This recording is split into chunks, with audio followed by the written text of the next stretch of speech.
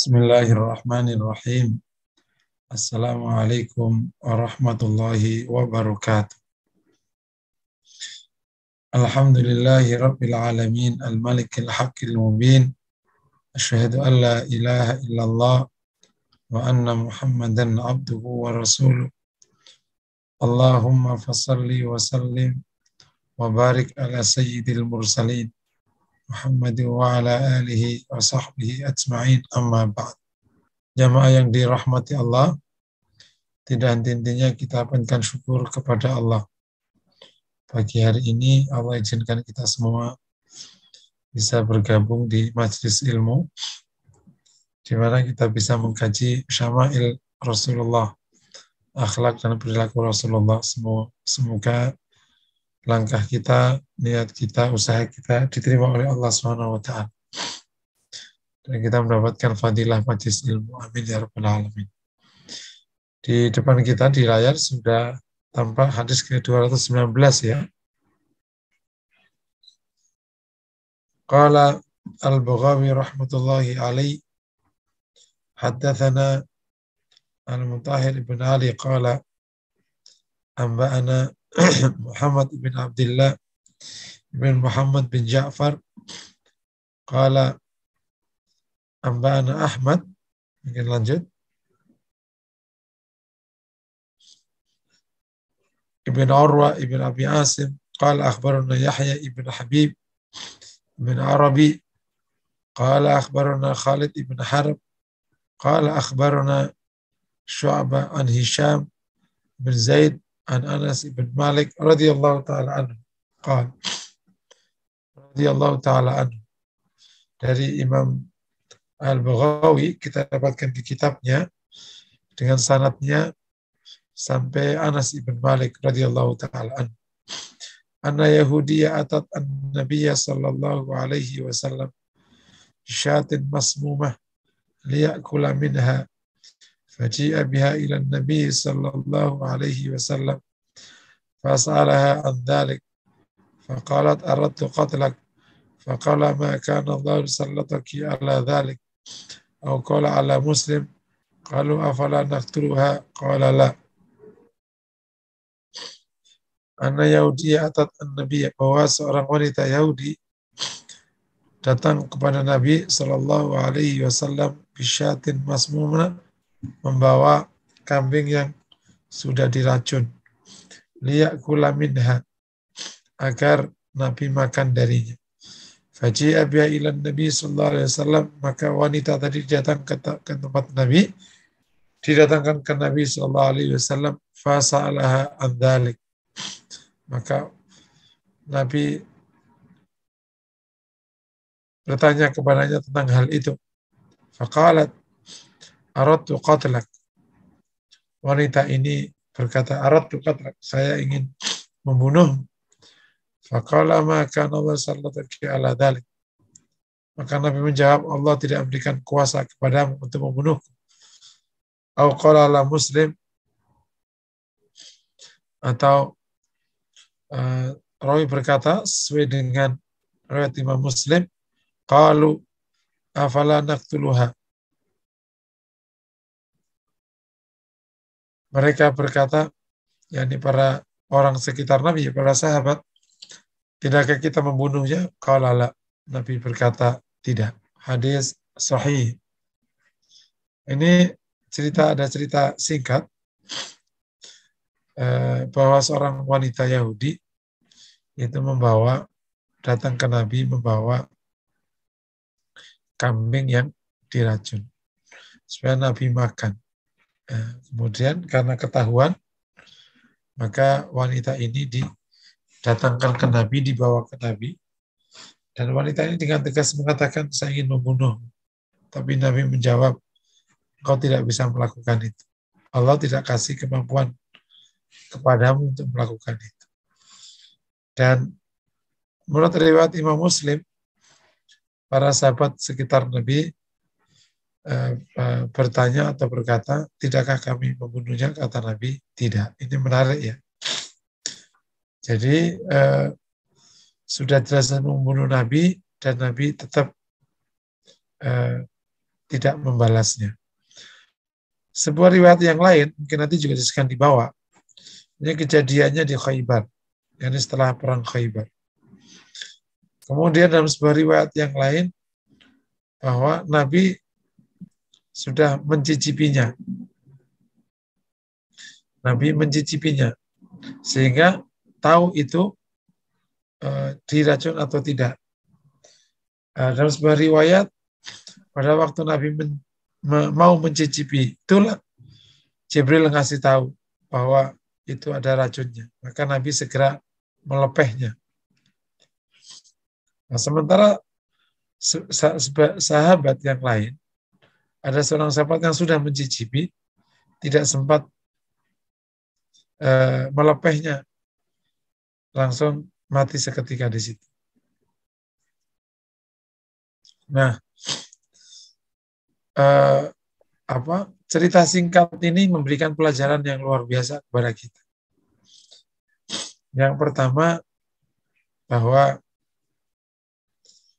keinginan sekaligus tradisi Yahudi membunuh Nabi itu berlanjut sampai ke Rasulullah. Kan pernah dia membunuh Yahya, juga berusaha membunuh Isa. Kemudian nabi-nabi sebelumnya. Kejadian berulang. Dan ini bukan hanya kejadian pada kasus ini. Jadi ini ada kisah wanita membunuh.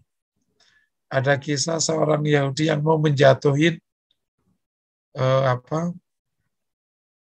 batu besar ke Rasulullah pada waktu Rasul itu sedang duduk di salah satu dan bersandar di tembok. Demikian yang lain.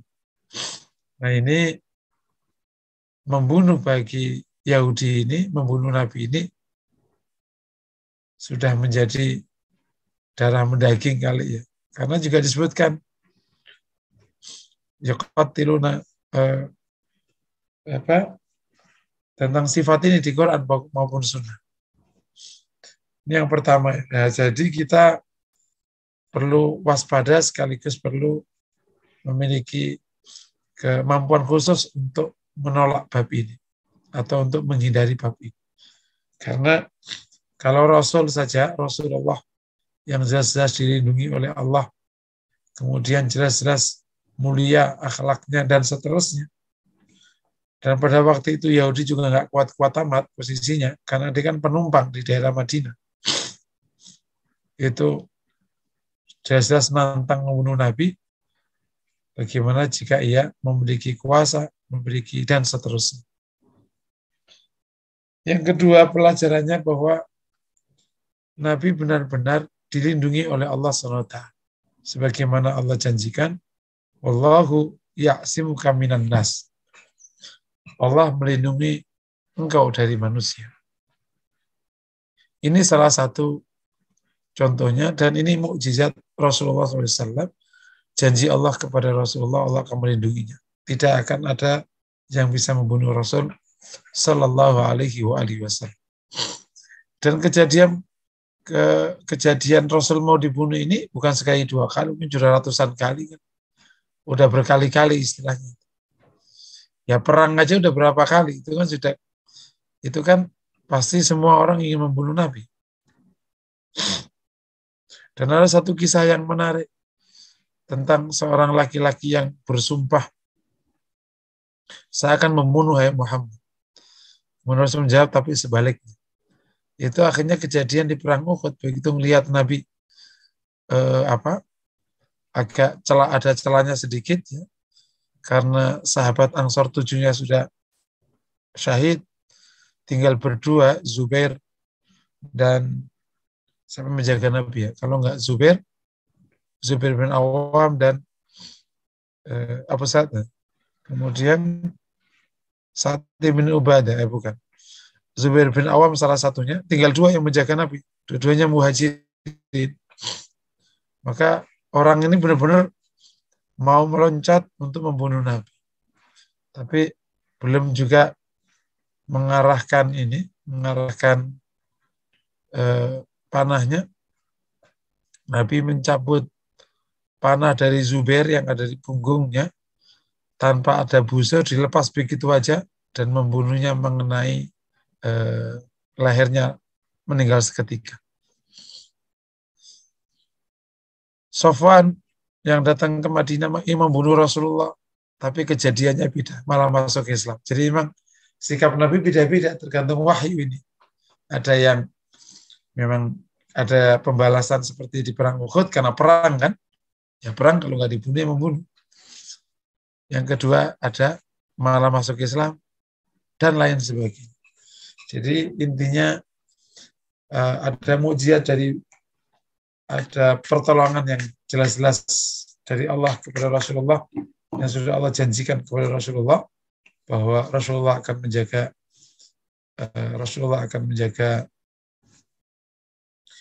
Allah akan menjaga Rasulullah SAW. Pelajaran yang ketiga bahwa Rasulullah SAW memaafkan wanita yang jelas-jelas membunuh Rasulullah.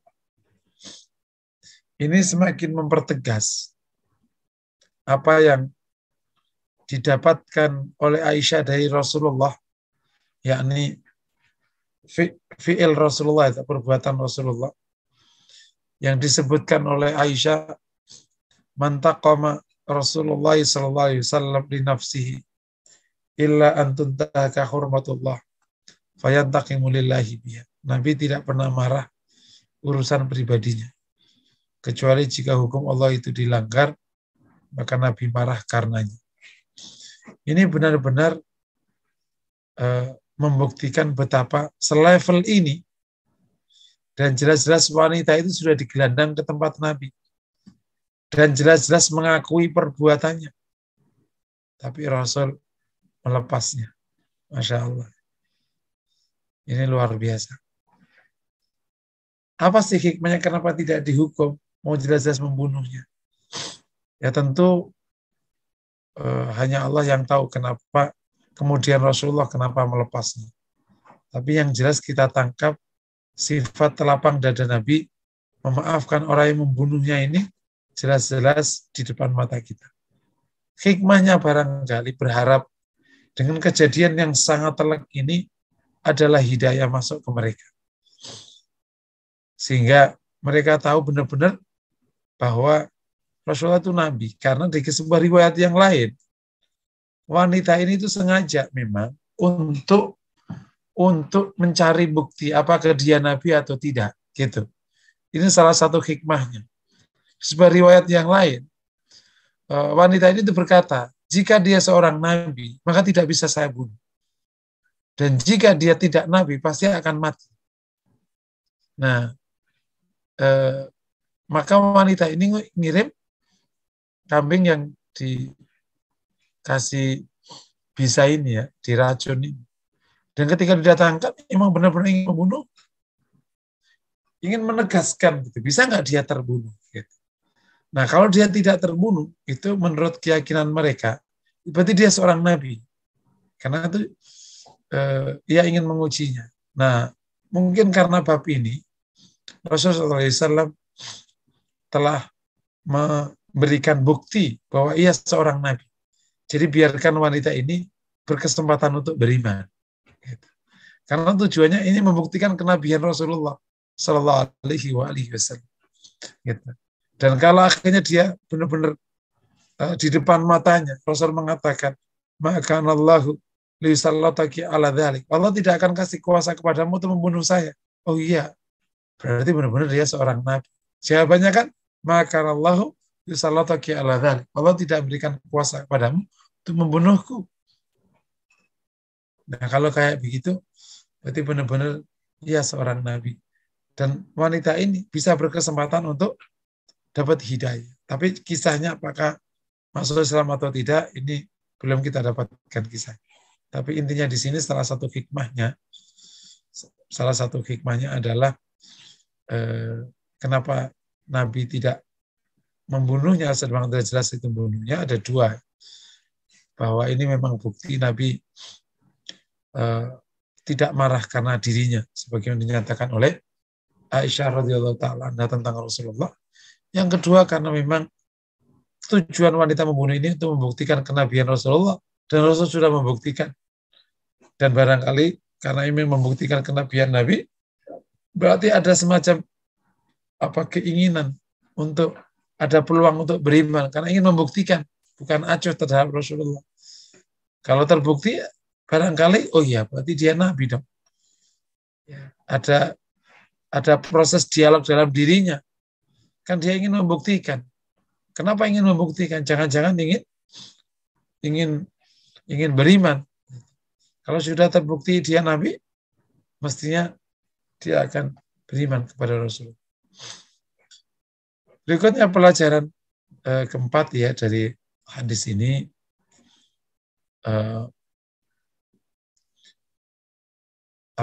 masukan semangat atau masukan dari para sahabat tentang apa yang harus diputuskan terhadap wanita Yahudi ini, bahwa para sahabat memberikan usul untuk membunuh wanita Yahudi karena jelas membunuh Rasulullah, tapi Nabi menolaknya. Itu pelajaran bahwa boleh seorang pemimpin itu menolak masukan dari orang sekitarnya. Tidak harus. Anda, dia nggak terima masukan saya, ya boleh juga dia menolaknya. Bukan berarti harus selalu menerima masukan. Ada saat Nabi menerima masukan. Sebagaimana di keputusan perang di Uhud atau perang di dalam Madinah. Tapi ada saatnya Nabi menolaknya. Ini contoh Nabi menolaknya. Kan saran untuk membunuh. Afalan aktulha, tidak ada kami membunuhnya saja ya Rasulullah. Nggak usah dibunuh. Tapi ada saatnya Nabi menerima masukan dan kemudian Nabi menerimanya, tapi kemudian Allah memberikan pilihan yang lain. Seperti di kejadian keputusan terhadap tawanan Badar. Tawanan Badar itu Abu Bakar cenderung untuk meminta tebusan saja. Alasannya dua, agar kaum muslimin memiliki uang cukup, ya, modal cukup untuk perjuangan berikutnya. Dan kedua, 70 ini berkesempatan untuk masuk Islam. Ini salah satu hal yang paling utama, justru biar ini mereka yang tertawan ini berkesempatan masuk Islam.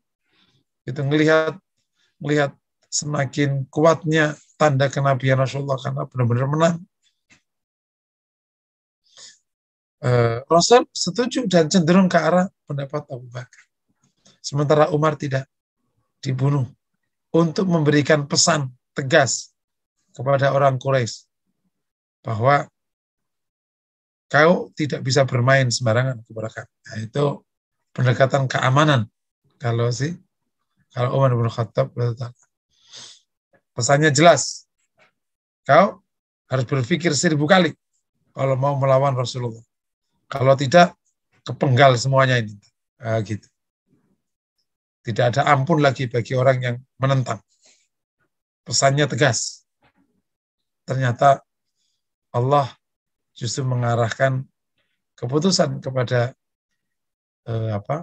kepada tawanan Badar ini dengan dibunuh semua. Ini salah satu dinamika di antara pendapat-pendapat yang ada di sekitar Rasulullah SAW. Itu nanti di usul fikih ada bahasan khusus tentang ijtihad Rasulullah atau pendapat Rasul. Apa Rasul itu berijtihad atau tidak berijtihad, berpendapat atau tidak berpendapat? Bukankah semuanya wahyu? Kalau semuanya wahyu, kenapa ada dialog dan seterusnya? Tapi itu, jadi Nabi itu semuanya diberikan wahyu. Tapi ada proses pemberian wahyu itu, ada salah satu prosesnya yang pakai dialog dulu. Itu menjadi asbab saja, sebab. Gitu. Nah, salah satu sebabnya itu ada dialog dengan para sahabat. Sahabat mengusulkan ini dan itu, kemudian Nabi ini dan itu, kemudian nanti Allah yang turunkan wahyu. Ini sebagai proses dinamika aja. Nah, ada ruang istihad Nabi bahwa Nabi berpendapat itu di hal yang bersifat duniawi, bukan hal yang bersifat syariah. Contohnya menganu korma, mengawinkan pelepah korma, contohnya apa, yang bersifat duniawi yang tidak terkait langsung dengan syariah. Nah, itu Rasul mengatakan antum a'lamu bi umuri dunia. Engkau lebih tahu tentang urusan dunia kalian. Oke, sampai poin ini. Kalau ada pertanyaan persilakan. Kalau tidak, kita lanjut. Di kolom chat maupun di resen belum ada, Ustaz. Bisa kita lanjut ya? Iya. Kita lanjut ke 220 ya, 220. An Al-Baghawi rahmatullahi alaih qala akhbarana Abu Hamid Ahmad bin Abdullah As-Salihi qala amba'ana Abu Sa'id Muhammad ibn Musa As-Sayrafi qala akhbarana Abu Abbas Muhammad ibn Yaqub Al-Asam qala akhbarana Muhammad ibn Abdullah ibn Abdul Hakim ibn Abdul Hakam qala amba'ana Anas ibn Iyad an Hisham an-Nabi an Aisyah radhiyallahu ta'ala anha. Mohon bisa dinaikkan. Sip. Dari Imam Baghawi dalam kitabnya yang kita dapatkan di sini dengan sanadnya sampai Aisyah radhiyallahu ta'ala anha. Anna Nabiyya sallallahu alaihi wasallam tubba. Bahwa Nabi itu disihir. Tubba itu disihir. Hatta annahu la yukhayyalu annahu qad sana'a syai'an wa ma sana'a.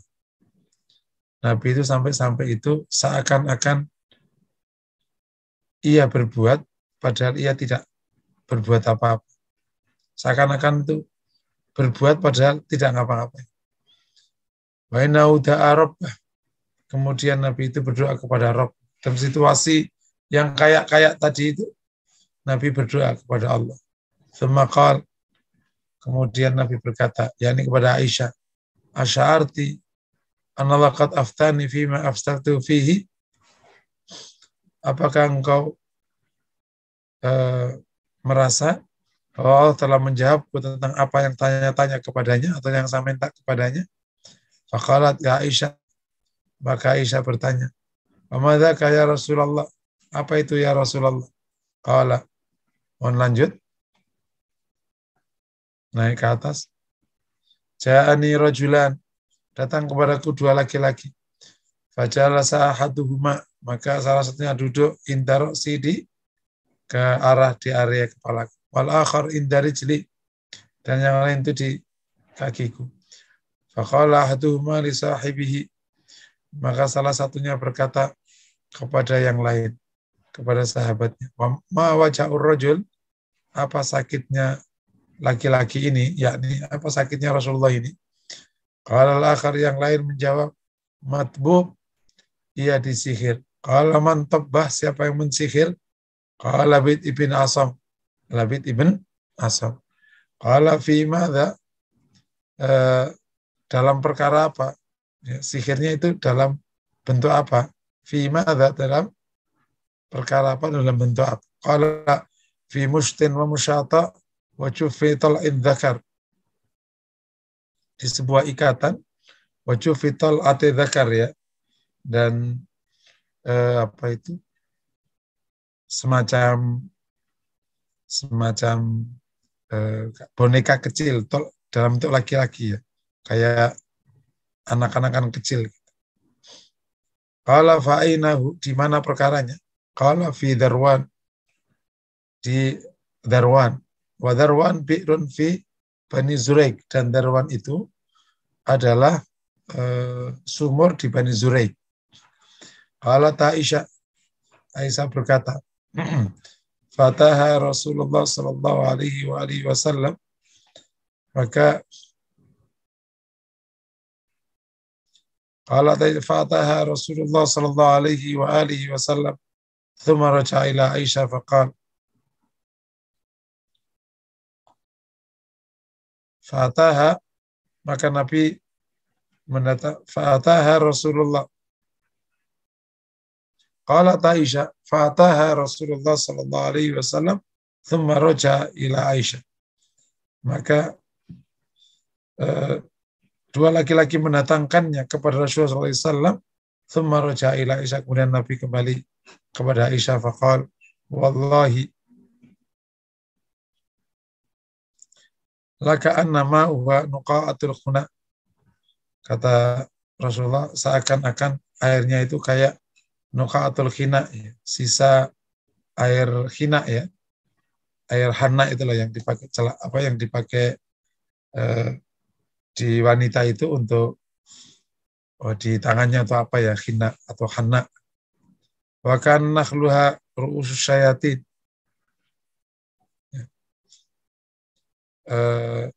Dan apa namanya, nakhlnya itu seperti kepala setan. Qalat faqultu lahu ya Rasulullah halla akhrasta. Aisyah berkata, faqultu lahu, saya bertanya kepada Rasulullah, ya Rasulullah halla akhrastu, tidakkah engkau mengeluarkannya? Qala amma ana faqad syafa'ni Allah. Adapun saya sudah Allah sembuhkan. Kari itu anuthir ala nas min syarra. Saya tidak suka untuk menggemparkan orang dengan hal buruk. Hadis sahih. Jadi ini ceritanya simpelnya gini, Nabi disihir oleh Labid ibn A'sam.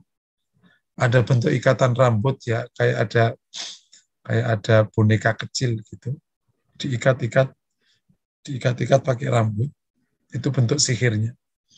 Ditaruh di Darwan atau di sumur Darwan. Darwan itu nama sumur di Bani Zuraik. Nah, situasi sihirnya itu menyebabkan Nabi seakan-akan ngapa-ngapain, padahal tidak ngapa-ngapain. Nah, di tengah situasi yang seperti itu, Nabi berdoa kepada Allah. Kemudian datang dua laki-laki. Nah, ini malaikat sebenarnya. Yang satu di kepalanya, yang satu di kaki Rasulullah. Yang satu berada di kepala Rasulullah, yang satu di kaki Rasulullah. Yang salah satu bertanya, ini kenapa? Oh, Nabi disihir. Yang sihir siapa? Nabi sihirnya bentuknya apa? Kemudian Nabi, maka dua malaikat tadi itu mendatangkan perkara itu ke Rasulullah. Oke ya. Tetapi tentu tidak dikeluarkannya, hanya dikasih tahu. Kemudian Nabi berkata, Nabi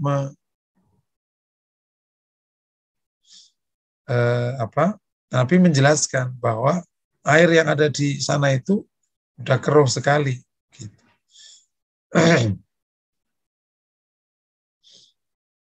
Nah, Aisyah memberikan saran, tidakkah engkau keluarkan saja itu si barang sihir itu? Kata Nabi, memilih tidak. Amma ana, kata Rasulullah, saya sudah disembuhkan oleh Allah dan saya tidak suka menggemparkan orang dengan perkara-perkara yang buruk. Pelajaran pertama, bahwa sihir itu memang ada. Ya, sihir itu ada. Buktinya ini terjadi di zaman Rasul dan malaikat mengakui annahu matbub, Nabi disihir. Nah, tetapi sihir itu tidak berpengaruh kecuali Allah izinkan. Gitu. Sihir itu ada. Jadi ada sihir, namanya sihir itu ada. Dan memang di tengah ilmu sihir itu yang paling menguasai Yahudi. Yang paling menguasai. Labid ibn A'sam ini Yahudi.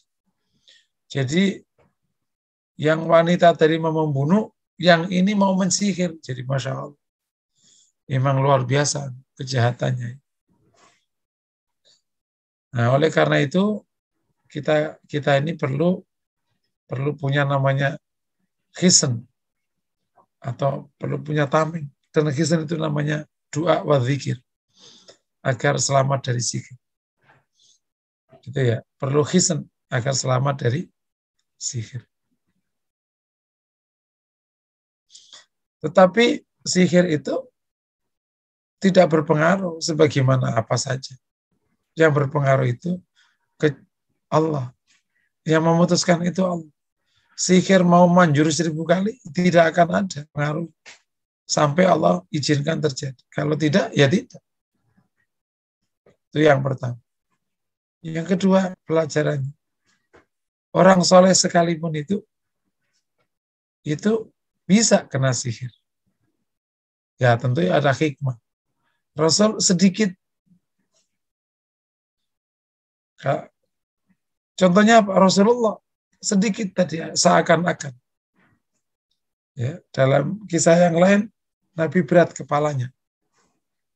Semoga saya tidak salah. Pokoknya ini Nabi di hadis ini jadi sakit gitu kan Nabi itu. Nah, seakan-akan berbuat, kata Aisyah. Ini sedikit dampak. Nah, mungkin ada pertanyaan. Kok Nabi bisa kena sihir? Dan seterusnya. Bukankah Allah menjaganya?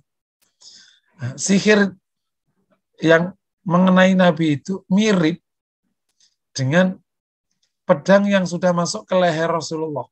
Ya kan?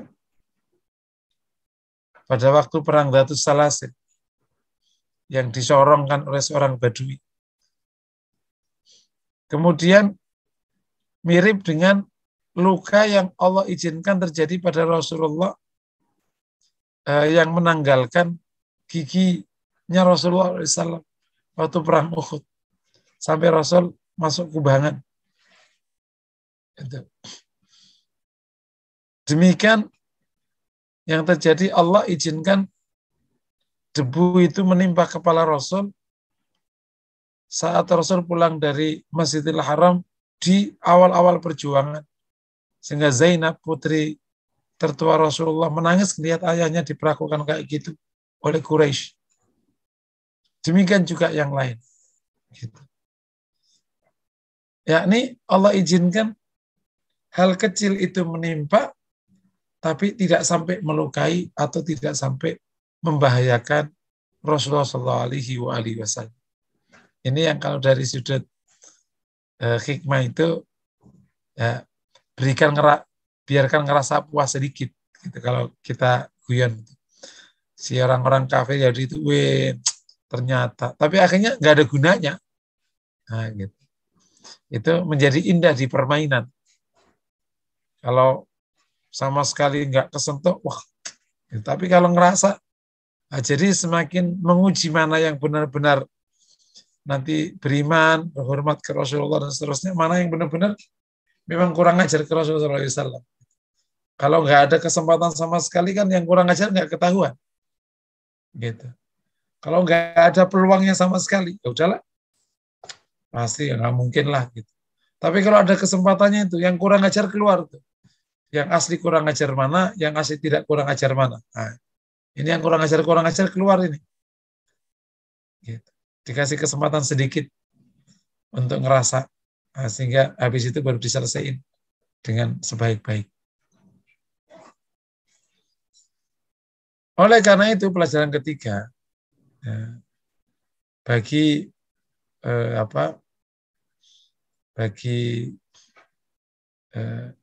para dai itu memang sebenarnya yang paling indah itu yang kayak Rasul itu, tidak sampai gitu, nggak kesentuh sama sekali.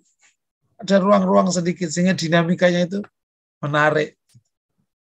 Tapi ya posisinya harus kayak Rasulullah, emang terjaga, nggak bisa dianuin. Tapi kalau gampang lembek di apa-apakan ya repot itu tidak nyunah itu. Yang sunnah itu ya kayak Rasulullah, nggak bisa diapa-apain itu. Gitu. Tetapi ada ruang yang manusiawi sehingga menarik dalam permainan dakwah dan yang anti dakwah itu. Gitu ya, insya Allah. Pelajaran berikut nomor 4, bahwa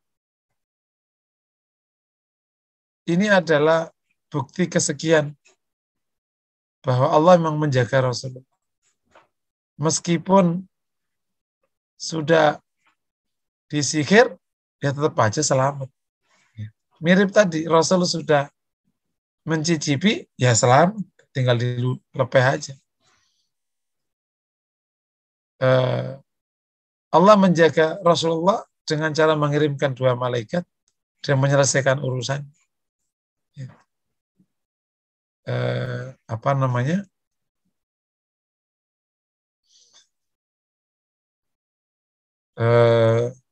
Dengan mudahnya itu. Wong itu kejadiannya nggak lama, sebentar terus malaikat datang, nah terus diselesaikan urusan. Allah telah menyembuhkan Rasulullah SAW. Ya. Demikian di kisah-kisah yang lain.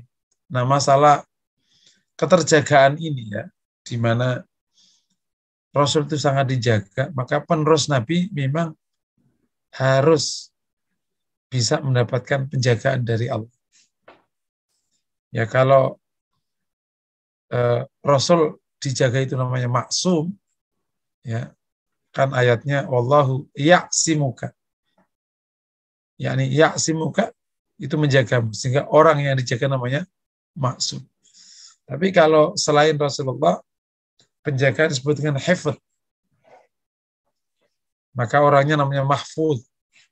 Sebagaimana di hadis ya gulam ikhfadillaha yaghfadka. Jagalah Allah, Allah akan menjagamu. Nah, kalau Rasul namanya maksum, selain Rasul itu mahfud, mendapatkan hifdzullah, penjagaan dari Allah. Nah, agar Allah menjaga kita, ternyata syaratnya cuma satu, jagalah Allah. Lah, jaga Allah itu gimana? Jagalah hukum Allah, jagalah perintah Allah, jagalah agama Allah. Kalau kita menjaga agama Allah, menjaga perintah Allah, yakni kita selalu menjaga ibadah-ibadah, yakni melaksanakannya. Menjaga larangan-larangan, yakni menghindarinya. Menjaga sunnah-sunnah, yakni menjalankannya.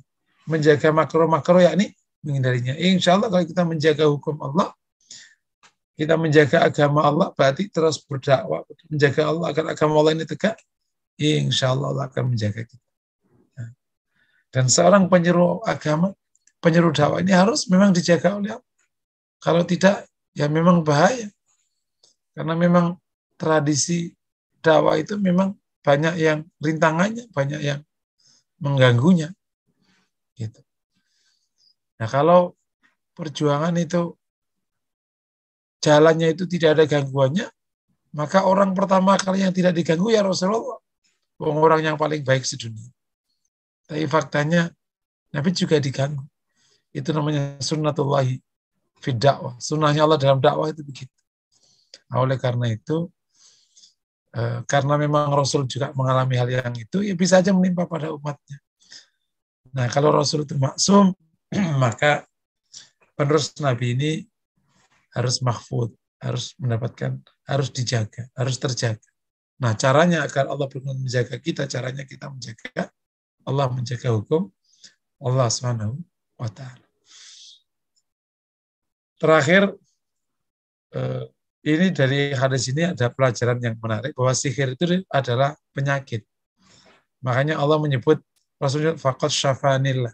Allah telah menyembuhkan. Jadi sihir itu penyakit. Sihir itu penyakit, maka Allah telah menyembuhkan. Jadi meskipun ada sihir sampai orang itu disihir sampai lupa teman-temannya, itu sakit itu namanya. Terus sampai lupa anak istri, itu sihir, itu sakit itu namanya, itu tersihir. Misalnya gitu. Atau akhirnya benci ke salah satu orang, padahal tidak perlu dibenci, itu juga bisa aja. Itu namanya sakit. Tentu kalau sihir ya, kalau bukan sihir ya berarti bab yang lain. Wallahu a'lam bishawab. Ini pelajaran hadis ini menarik. Kalau ada pertanyaan dipersilakan. Kalau tidak kita bisa pindah. Kecuali kalau waktunya sudah tidak cukup. Oh sudah jam 5.42 ya. Silakan kalau ada pertanyaan. Bapak Ibu, jika ada pertanyaan bisa diketikkan di kolom chat ataupun raise hand langsung. Silakan. Saat ini belum ada, Ustaz. Mungkin dari saya izin bertanya, Ustaz. Boleh? Iya. Jadi terkait dengan sihir ini, Ustaz, eh, di keseharian pun mungkin ya sekalipun di kota besar sudah jarang ya, tapi masih ada beberapa mungkin di daerah-daerah yang masih menjalankan penerapan sihir ini, Ustaz. Dan tadi dikatakan untuk menjaga diri berarti kita harus menjaga Allah. Begitu ya, Ustaz. Nah, dalam praktek keseharian misalkan ya naudzubillah kalau misalkan sampai terjadi apa yang harus dilakukan, Ustaz? Kalau misalnya kita melihat seseorang yang terkena sihir. Afwan, suaranya agak ini. Gimana? Apa? Kalau misalkan kita melihat ada rekan yang terkena sihir, apa yang harus dilakukan, Ustaz? Oke. Jadi kalau sekarang, kalau yang kena sihir itu ya didoakan ya, didoakan agar Allah selamatkan atau Allah sembuhkan. Nah, doanya itu disebut dengan ruqyah. Nah, di dalam meruqyah orang sihir itu ada dua hal. Yang pertama adalah doa-doanya itu ikuti yang Rasulullah ajarkan, insya Allah itu lebih berpeluang untuk mustajab. Yang kedua adalah yang berdoa, itu, yang berdoa itu. Karena tentu yang paling penting bukan doanya, tetapi orang yang berdoa. Gitu. Karena kalau orang berdoa, meskipun tidak menggunakan doa-doa, ketika orang berdoa itu memang Allah ridhai, bisa aja dia, ya Allah, bismillah, sembuhkan. Iya, ya Allah sembuhkan, ngomong doanya mustajab. Gitu. Tapi kalau orangnya bukan orang yang Allah ridhai, terus doa apa aja, lah nggak diterima. Jadi ada dua, yakni ayo menjadi hamba Allah yang memang dekat kepada Allah, sehingga kalau berdoa itu Allah kabulkan. Yang kedua, doalah dengan apa yang Rasul ajarkan, sehingga berpeluang besar untuk mustajab. Tapi ada pertanyaan, ya kalau kemudian ngeruqyah orangnya nggak sembuh, berarti orangnya itu nggak soleh dong, nggak serta-merta begitu. Jadi ini hanya satu baris saja, jangan dibalik. Karena tidak semua orang yang baik itu doanya juga dikabulkan. Kenapa? Karena pengkabulan itu sangat relatif gitu. Ada yang dikabulkan sekarang, ada yang dikabulkan entar, ada yang dikabulkan entar di akhirat bahkan, ada yang dikabulkan dalam bentuk yang lain. Yang jelas dikabulkan. Cuman bentuknya apa? Bisa jadi emang nggak diberikan kesembuhan saat itu, tapi kesembuhannya besok atau lusa, atau nggak dikasih kesembuhan, tapi diganti dengan apa? Nanti sembuhnya ntar kapan? Ala kulli hal gitu. Ini adalah yang jelas, ayo jadi orang yang dekat kepada Allah. Semoga doa kita dikabulkan. Dan kemudian yang kedua, doalah dengan yang, ya, kalau nggak dikabulkan gimana? Doa terus dan memperbaiki diri terus. Wallahu a'lam bishawab. Baik, syukran Ustaz. Ini ada satu jamaah yang raise hand. Pak Wahid, silakan.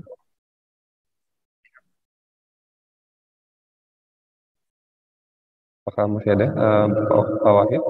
Jika ada pertanyaan, tadi raise hand. Oh, Afwan, sebentar Pak, saya buka. Sudah bisa Pak, silakan. Assalamualaikum Ustaz. Salam.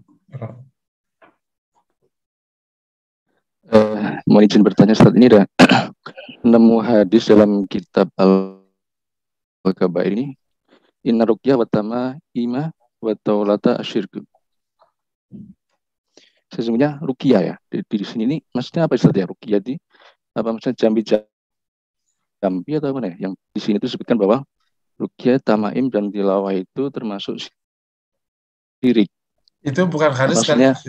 Itu bukan hadis kali. Itu oh iya, pernyataan kali. Perkataan ya, Abdullah bin Mas'ud ya. Perkataan Abdullah bin Mas'ud bahwa inna ruqyah wa tamaimi wa taulata wa asyirku. Sesungguhnya ruqyah, tamaim dan tiwalah itu termasuk syirik. Berarti di sini itu bukan ruqyah yang ada sekarang Ustaz ya, tapi jambi-jambi gitu maksudnya kali ya. Iya, jadi gini, ruqyah itu kan ada dua kan, ada ruqyah syar'iyah, ada ruqyah yang ghair syar'iyah. Ruqyah yang syar'iyah itu ruqyah doa. Ruqyah itu kan pengobatan dengan doa-doa, gitu kan? Ruqyah itu kan gitu kan sebenarnya. Dan ada ruqyah yang tidak syar'i. Nah, yang mengandung syirik itu yang tidak syar'i, yang biasanya kalimat-kalimatnya itu kalimat-kalimat yang memang terkait dengan setan, pemujaan setan, dan seterusnya. Apa sih namanya dulu?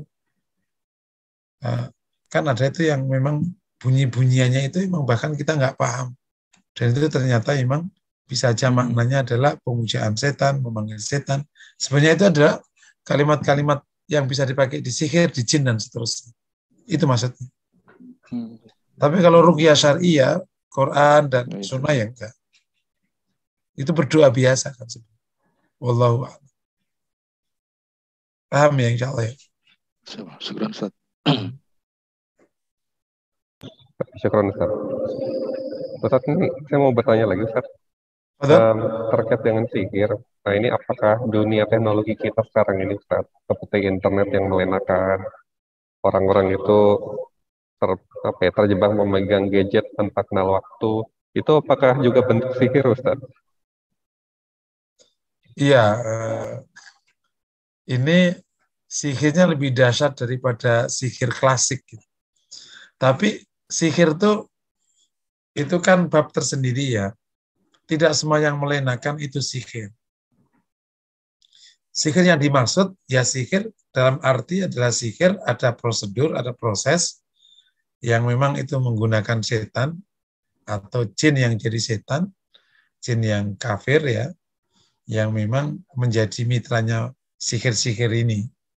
Tentu kalau namanya jin, jin kan memang dikasih oleh Allah kemampuan apa aja. Bisa ngilang, bisa apa aja bisa mengangkat barang besar, masuk ke laut, dan seterusnya. Nah kalau dia kafir, ya apa aja yang mau ya. Itu sihir itu yang sudah dikenal dari zaman dulu sampai sekarang. Nah adapun perkara-perkara yang kemudian mensihir ya, istilahnya itu, yang bisa membuai sampai level melupakan semua halnya, ya kalau tidak menggunakan prosedur yang ada di dalam sihir, ya sebenarnya tidak sihir. Cuman dia berdampak seperti sihir, yakni melenakannya, membuat terbuai, dan seterusnya. Itu mirip sihir yang kaitannya dengan melenakan itu kan ada sihir menggabungkan, sihir melenakan. Tentu bukan dianya ya, Allah yang izinkan. Sihir yang menjadi ini, sihir yang menjadi bab ini, bab ini, bab ini. Nah, jadi gadget sekarang ini ya tidak masuk kategori sihir, cuman dia berdampak seperti dampak sihir yang melenakan kalau ada sihir melenakan itu. Dan luar biasa. Makanya perlu bijaksana ya. Perlu bijaksana dan perlu kesungguhan untuk menjaga. Wallahu a'lam bishawab. Ya doanya harus banyak doa memang supaya nggak terlena. Itu kan sebenarnya kalau di dalam ilmu tazkiyatun nafas bisa masuk kategori ghaflah. Jadi terlena sehingga akhirnya ya udah kemana-mana karena terlena. Wallahu a'lam. Nah. Ada pertanyaan dari Ibu Sismiliana.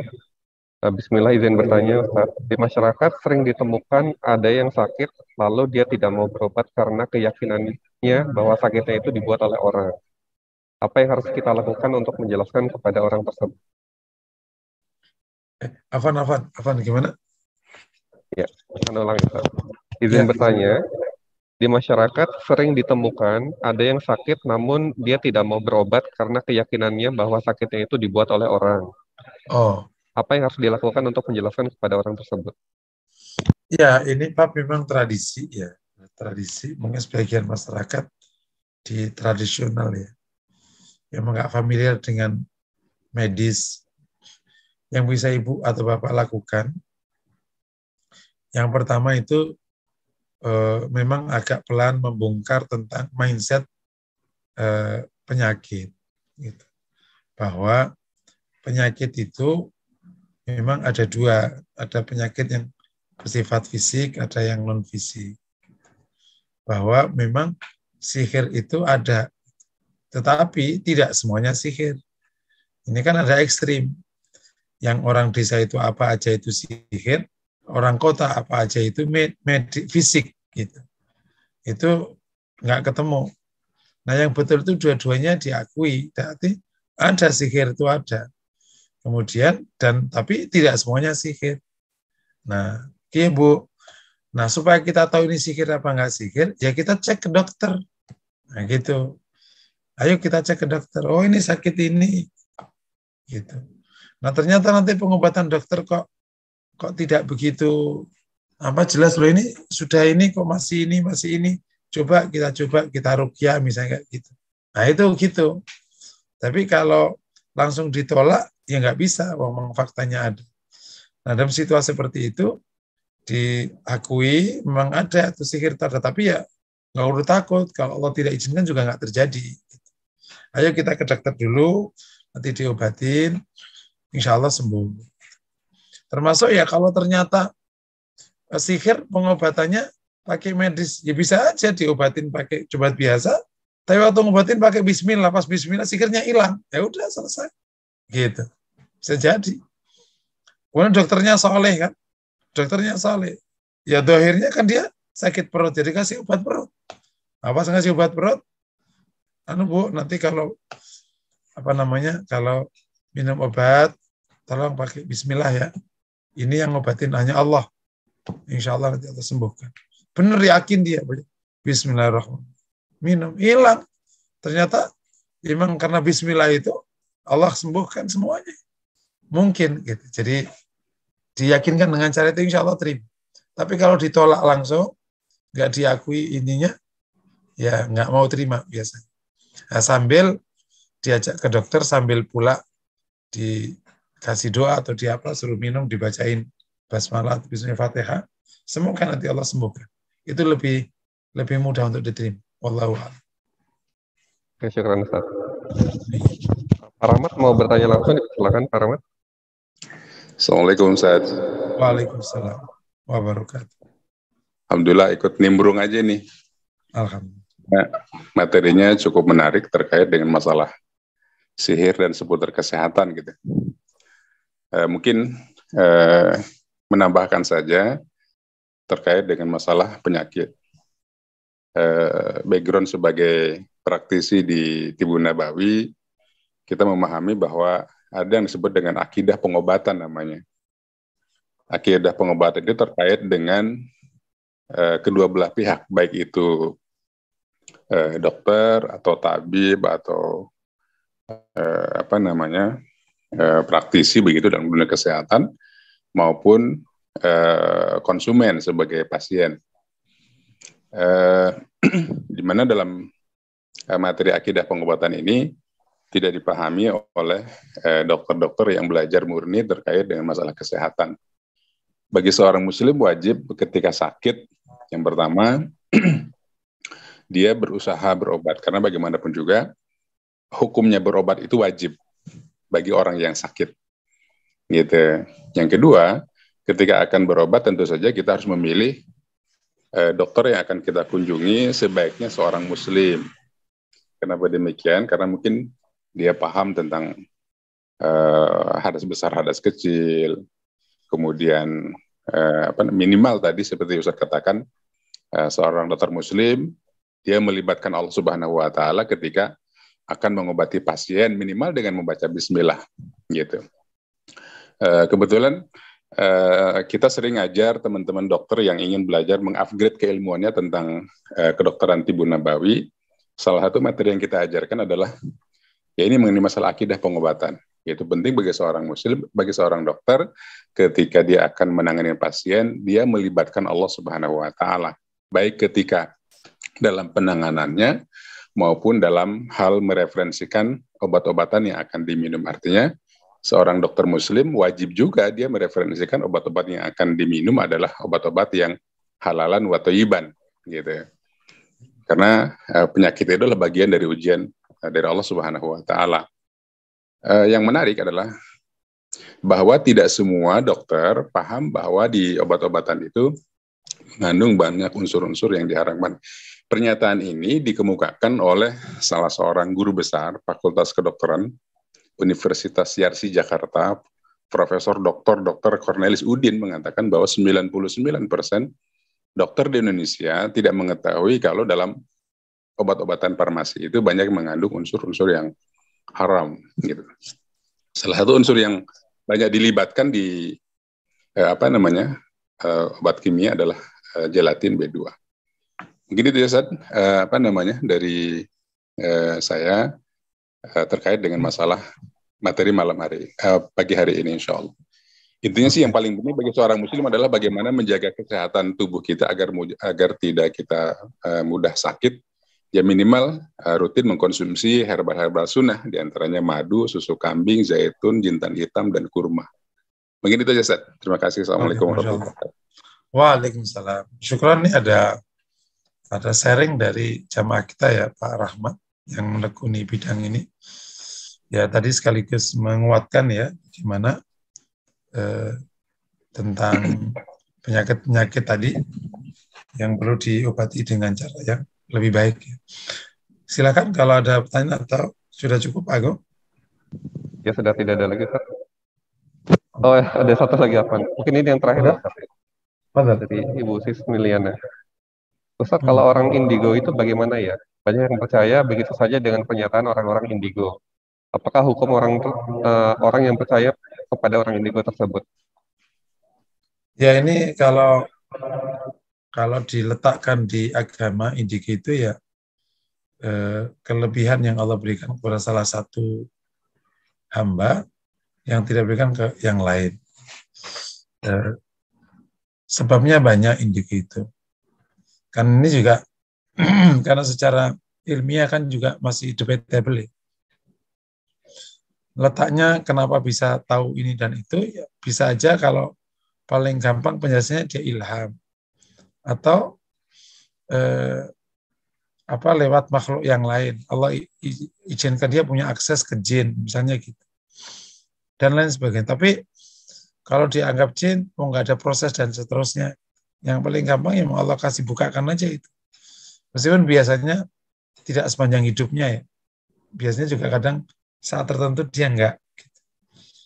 Nah, untuk yang kayak gini, itu informasinya ya tidak dibenarkan dan tidak dibohongkan. Itu cara menyikapinya. Yakni apa aja kan harus ada bukti, harus ada dalil syar'i. Informasi dia ya itu dibenarkan enggak. Kalau dia jelas-jelas kan kalau dukun jelas tidak boleh. Kalau seorang penyihir jelas-jelas enggak boleh. Tapi kalau informasi dari seorang alim yang mulham, misalnya kayak gitu tentang satu dan lain hal, itu baik untuk didengarkan. Tapi orang indigo ini kan di luar ini. Dia tidak bisa dikatakan aulia, walinya Allah, yang kemudian punya firasat yang kuat, atau punya ilham yang baik. Orang biasa, Allah kasih. Gitu. Nah, maka yang bab ini ya diterima dan nanti dibuktikan dengan yang terjadi. Gitu. Itu hal yang paling aman tentang orang indigo. Sampai nanti kenyataan bahwa dia memang minal muqarrabin, dengan orang yang dekat kepada Allah, itu nanti sikapnya beda. Nah, untuk diketahui kalau dia menginformasikan hal yang akan datang, itu malah nggak boleh didengar. Siapapun nggak boleh menginformasikan hal yang akan datang. Wah, kamu ini besok, aku tahu kamu ini bakal jadi orang kaya, nikah sama sebelahmu itu yang kaya raya, karena emaknya bakal mati minggu depan. Ngomong kayak gitu, tutup mulutnya, nggak bener tuh. Misalnya kayak gitu. Paham ya? Itu sebenarnya nggak jauh dari dukun. Gitu. Meskipun dia namanya indigo, berarti itu sihir atau jin yang ngasih tahu. Kalau kayak gitu. Tapi kalau menginformasikan hal sekitar kita yang tidak masuk kategori gaib ya. Gaib itu kan masa yang akan datang masuk gaib dan seterusnya. Kalau tidak masuk gaib, yaitu proses ya mungkin kelebihan dia yang Allah kasihkan kepadanya. Wallahu a'lam. Jadi pokoknya letakkannya ke syariah. gitu. Dan dalam menetapkan hukum itu pasti pakai menggunakan zahirul hukum. Zahirnya perkara.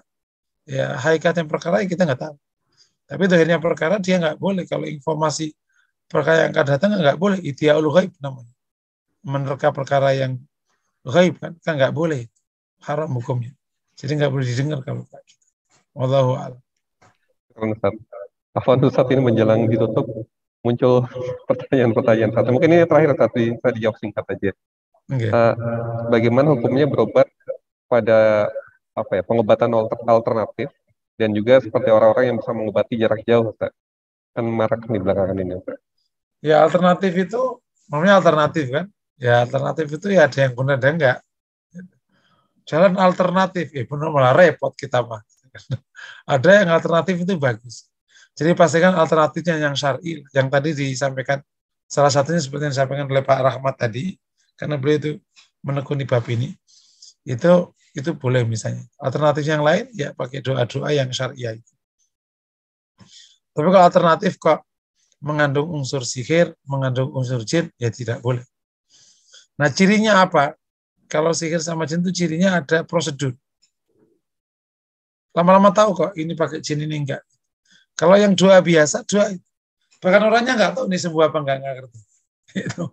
Bahwa Allah sembuhkan, yaitu karunia dari Allah kepadanya. Syekh, anakku sakit nih. Oh iya. Terus, ya ke dokter lah. Gitu. Udah berapa kali. Terus diapain? Doain enggak? Ya. Nah, ngerti kita mah. Gitu.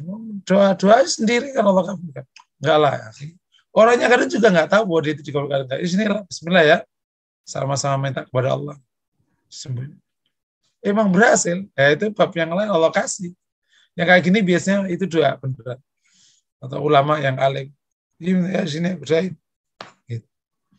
Tapi kalau yang pakai prosedur-prosedur kayak gitu biasanya itu jin. Itu jangan itu. Nah, pengobatan jarak jauh setahu saya, tapi nggak tahu kalau kemudian ada mazhab lain ya. Setahu saya pengobatan jarak jauh itu jin. Setahu saya. Dia tidak, karena pengobatan jarak jauh itu nggak ada istilah pengobatan jarak. Yang ada itu berdoa kepada orang dari tempat jauh, itu boleh. Gitu. Tapi kalau gitu kan, terus kemudian atau mungkin ada gambarnya dia terus disiram pakai nah itu saya agak khawatir itu jin. Polanya jin. Tapi kalau yang tidak jin itu kan ya didoakan biasa gitu.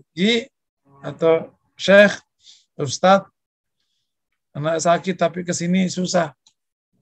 Ya udah, kamu aminin saya doakan. Nah, doakan kemana aja bisa. Doain orang kan, gak usah jauh-jauh sini Bintaro. Lawang sini Amerika juga bisa karena Allah yang memiliki langit dan bumi. Gitu. Jadi nggak usah pakai, ini jaraknya jauh nih, biayanya jadi banyak. Ya nggak usah gitu. Atau kadang ya berdoa kasih airnya diminumin boleh. Wallahu a'lam. Begitu ya. Wallahu a'lam. Insyaallah, syukran Ustaz. Baik, Ustaz, ya waktunya juga sudah habis dan Bapak Ibu sekalian, maka dengan ini kita akhiri dulu kajian pagi ini. Semoga ada manfaatnya dan insya Allah akan dilanjutkan kembali dalam pembahasan bulan depan untuk melanjutkan hadis yang dalam kitab yang sama. Allah. Demikian Bapak Ibu sekalian, mari kita sama-sama tutup kajian ini deh. Sama-sama membaca doa khawatir majelis. Subhanakallahumma wa bihamdika asyhadu an la ilaha illa anta astaghfiruka wa atubu ilaik. Baik, kita tutup. Assalamualaikum warahmatullahi wabarakatuh. Waalaikumsalam.